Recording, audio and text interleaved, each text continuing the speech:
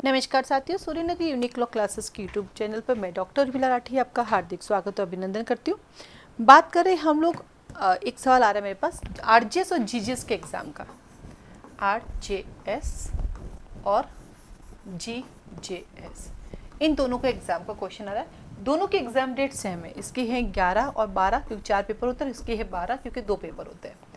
इसमें जो सीटें हैं वो 45 हैं, इसमें जो सीटें हैं वो लगभग 200 प्लस हैं। ठीक है, अब जैसे कि स्टूडेंट्स काफ़ी मेरे कांटेक्ट में हैं, तो स्टूडेंट्स ने यहाँ पर भी एक एप्लीकेशन दी कि कृपया जो है डेट, क्योंकि पहले डेट ही आ चुकी थी, तो स्टूडेंट ने एक एप्लीकेशन दी कि भाई दोनों एग्जाम सेम डे आते हैं, हमारे दोनों में सिलेक्शन है, तो कृपया आप डेट चेंज करें।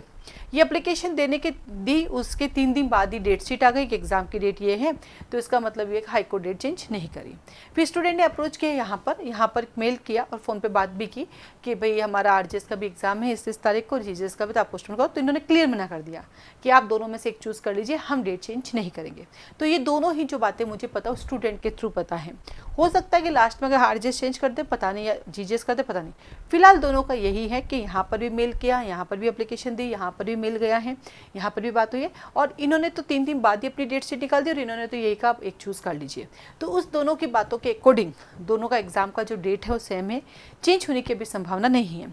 तो इस बात पे मुझे थोड़ा सा ये भी लगा कि अगर मान लो डेट चेंज होती इन द केस दोनों कंसिडर कर लेते स्टूडेंट को डेट चेंज करने के लिए, तो ऐसे केसेस में कोई दिक्कत आ सकती है। दिक्कत ये आ सकती है कि मान लीजिए अगर दोनों ने, अभी तो वैसे नहीं है, और दोनों सोचते चलो बच्चे कह रहे तो second Saturday Sunday, last Saturday Sunday कर ले तो और दिक्कत आ जाएगी। तो अब फिलहाल के दिन आज का जो है हमारे पास वो ये है कि डेट चेंज नहीं हो रही है।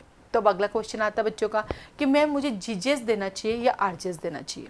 ये एक बहुत बड़ा अभी मुद्दा चल रहा है।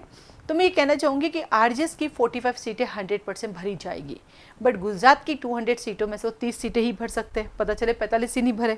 हाँ, ये हवा आती है, बातें आती है कि इस बार जीजीएस भरेगा। अरे ऐसे तो राजस्थान एडीजे में भी था कि 95 सीटें हैं, भरी जाएगी भेजेगी, एक ही बच्चे को लिया।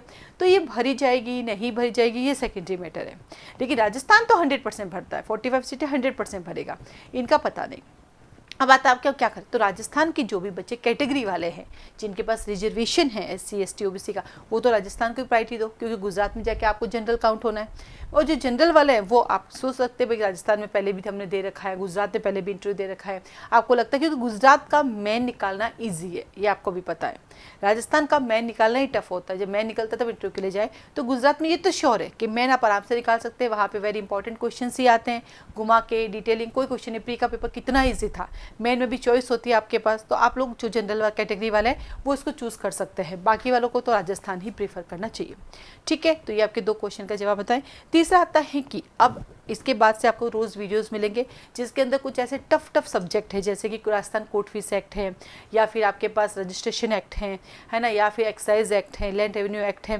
तो इनके मैं आपको डे बाय डे जो है कुछ इंपॉर्टेंट, वेरी इंपॉर्टेंट, सिर्फ 5 to 7 क्वेश्चन ही बताऊंगी। 5 क्वेश्चन लास्ट वाले, सिर्फ 5 to 7 क्वेश्चन के ही वीडियोज़ डालूंगी कि ये वेरी इंपॉर्टेंट, आप इनको प्रायोरिटी दे दो, क्योंकि आने तो एग्जाम में 21 वाले। ठीक वैसे गुजरात के जो माइनर एक्ट्स है उसमें पढ़ना चाहिए या नहीं पढ़ना चाहिए, या कौन से देने चाहिए, उसके मैं वीडियोज़ आप डालूंगी। साथ ही साथ BNSS में कौन से सेक्शंस आपको देखने, बाकी CRPC के साथ कंपैरिजन के साथ पढ़ सकते हैं। ठीक वैसे ही BNS में कौन सा सेक्शन है जो कोई कंपैरिजन के साथ पढ़ सकते हैं, बाकी को आपको अलग से पढ़ना पड़ेगा। वो लगातार आपके लिए वीडियो सुबह शाम आते रहेंगे, क्योंकि बहुत सारा सब्जेक्ट है तो सुबह शाम से, और ज़्यादा टाइम नहीं लूँगी इस पर, 2-2, 3-3 मिनट में ही आपको बता दे करूँगी। तो आप सब ऑल द बेस्ट, अच्छे से एग्जाम दीजिए। साथ ही साथ हमारे पास राजस्थान और जीजीएस दोनों के मॉक टेस्ट अवेलेबल है, आप ज्वाइन कर सकते हैं। टेस्ट अवेलेबल है वो ज्वाइन कर सकते हैं। जजमेंट राइटिंग की क्लासेस अवेलेबल है वो ज्वाइन कर सकते हैं। ऐसे राइटिंग की क्लासेस अवेलेबल है वो ज्वाइन कर सकते हैं। ज्वाइन कैसे करना है उसके लिए मुझे कॉल मैसेज करके पूछ सकते हैं। आप सबको ऑल द बेस्ट।